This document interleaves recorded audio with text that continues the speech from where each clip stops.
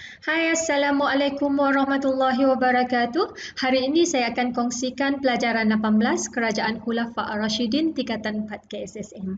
Kita mulakan dengan standard pembelajaran di mana pada akhir pembelajaran nanti murid boleh menyatakan secara ringkas era pemerintahan kerajaan Islam, boleh menerangkan ciri kepimpinan dan juga pencapaian Kerajaan Khulafa' Ar-Rashidin, boleh merumuskan iktibar dan mengekspresi sikap berintegriti dalam kepimpinan. Kita mulakan pelajaran hari ini dengan menonton video era pemerintahan kerajaan Islam.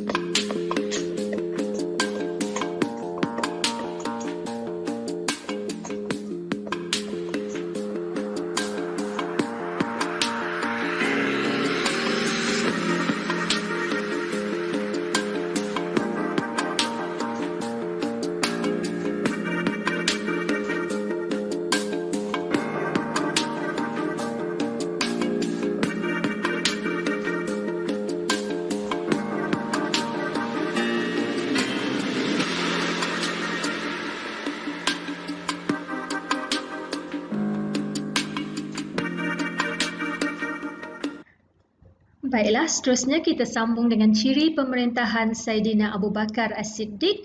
Beliau merupakan seorang yang tegas dibuktikan dengan usaha beliau memerangi golongan murtad, golongan nabi palsu dan golongan yang enggan membayar zakat. Beliau juga merupakan seorang yang berpandangan jauh dengan memulakan usaha mengumpul tulisan ayat-ayat Al-Quran kerana beliau mendapati bahawa ramai para sahabat yang meninggal dunia dan terkorban dalam peperangan. Beliau juga merupakan seorang yang setia dengan arahan Rasulullah sallallahu alaihi wasallam. Beliau menghantar Usamah bin Zaid ke Ghassan sebagai panglima tentera. Dan yang terakhir sekali, Saidina Abu Bakar ni mengambil kira pandangan para sahabat dengan mengamalkan syura.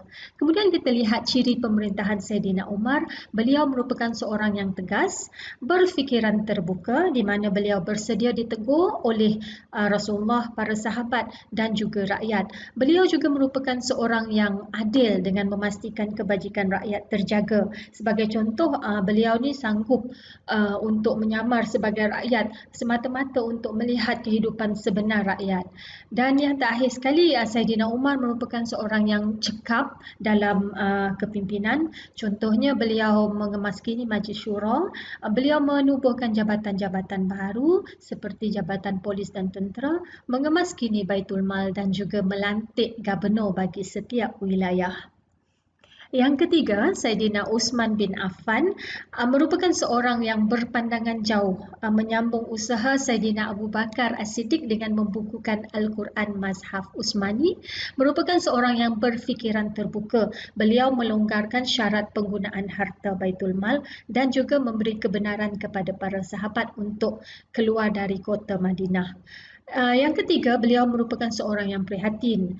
Boleh juga kita kata sebagai seorang yang dermawan sebab beliau menyumbangkan harta untuk pertahanan negara dan merupakan orang yang memulakan usaha untuk membesarkan Masjid Nabawi.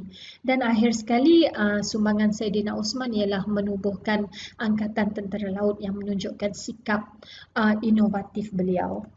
Dan yang terakhir sekali, Saidina Ali bin Abi Talib. Beliau merupakan seorang yang tegas dan berani. Contohnya, beliau menerima pemerintahan jawatan khalifah dalam keadaan pemberontakan dan beliau berani untuk memecat gubernur dalam usaha untuk meredakan kemarahan puak pemberontak. Okey, dekat sini Saidina Ali telah memecat gubernur iaitu Muawiyah bin Abi Sufyan yang telah dilantik oleh Saidina Uthman sebelumnya. Selain itu, Saidina Ali berpandangan jauh dengan menangguhkan hukuman kisas terhadap pembunuh Saidina Uthman kerana jika diteruskan akan menambahkan lagi kucak-kacir disebabkan oleh pemberontakan. Dan akhir sekali, Saidina Ali ni merupakan seorang yang mempunyai penguasaan ilmu yang tinggi di mana Saidina Ali ni telah dilantik sebagai hakim di Yaman. Kita sambung dengan pencapaian kerajaan Khulafa' Ar-Rasyidin boleh dibahagikan kepada beberapa aspek sebagai contoh aspek agama, politik, sosial, ekonomi dan ketenteraan. Okey, dari segi agama kita boleh lihat sumbangan Saidina Abu Bakar dalam memerangi golongan murtad, golongan nabi palsu dan golongan yang enggan membayar zakat. Saidina Umar pula telah meluaskan Islam sehingga ke wilayah Mesir, Parsi dan juga Rom. Dari segi politik pula, Saidina Abu Bakar meluaskan wilayah ke Iraq dan Syam, manakala Saidina Umar radhiyallahu anhu menubuhkan jabatan tentera, jabatan polis, jabatan percukaian, jabatan perbendaharaan dan juga beliau mengemaskini Majlis Syura. Saidina Osman seterusnya berjaya mematahkan pemberontakan dan berjaya meluaskan pemerintahan ke Rom, Mesir, Afrika Utara dan juga Siprus. Dari segi ekonomi, sumbangan yang terbesar adalah oleh Saidina Umar radhiyallahu anhu di mana beliau memperkenalkan cukai, sistem pengairan dan saliran, meneroka tanah-tanah baru untuk tujuan pertanian dan juga mengemaskini Baitul Mal. Selain itu, Saidina Ali juga meneruskan kutipan jizyah ke atas golongan kafir zimmi. Seterusnya kita lihat sumbangan dari segi sosial di mana kita highlightkan sumbangan Saidina Umar radhiyallahu anhu di mana beliau telah menghasilkan kalender hijrah untuk tujuan pertanian, menubuhkan undang-undang pentadbiran tanah dan juga menyediakan kemudahan tali air untuk pertanian. Dari segi ketenteraan, kita lihat sumbangan Khalifah Umar dalam membebaskan negeri wilayah Iraq, membuka Baitul Maqdis, Palestin dan Mesir. Manakala sumbangan yang signifikan dari segi ketenteraan oleh Khalifah Umar radhiyallahu anhu di mana beliau telah menubuhkan Angkatan Tentera Laut Islam yang pertama di dunia. Dari segi pendidikan pula, sebagaimana saya dah sebutkan sebelum ni, dari aspek pengumpulan Al-Quran telah dimulakan oleh Khalifah Abu Bakar dan disambung usahanya dengan membukukan Al-Quran oleh Khalifah Uthman dan diselaraskan bacaannya dengan lahjah Quraisy. Manakala Khalifah Umar telah menubuhkan Al-Kutab, yang mana Al-Kutab ni merupakan sekolah untuk mengajar kanak-kanak membaca dan menulis. Okey, yang terakhir sekali iktibar pemerintahan kerajaan Khulafa' Ar-Rasyidin.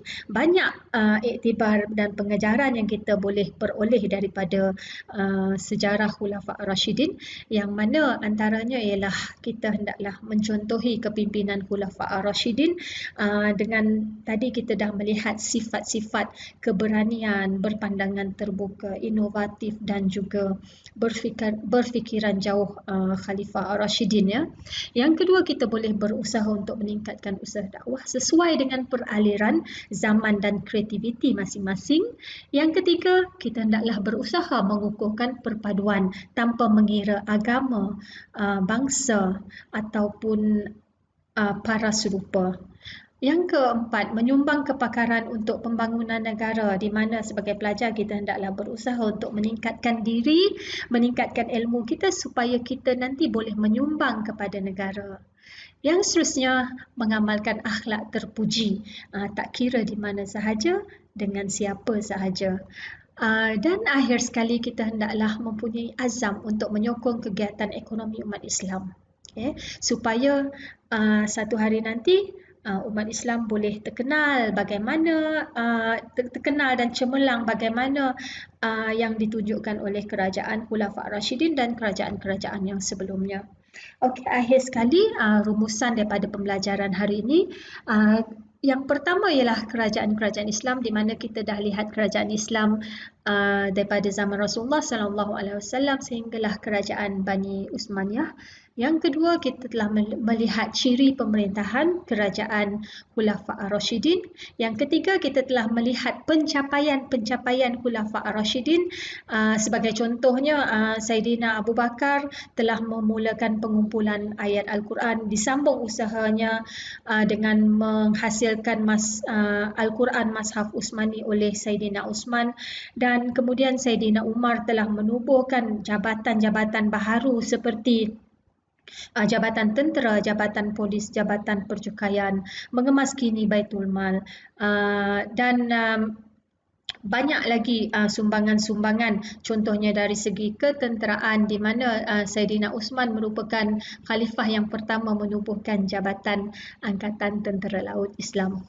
Dan akhir sekali kita lihat iktibar daripada kerajaan Khulafa' Ar-Rashidin di mana kita tanamkan dalam diri kita untuk mencontohi Khulafa' Ar-Rashidin, berusaha untuk meningkatkan diri dari segi pendidikan dan juga dari segi ekonomi.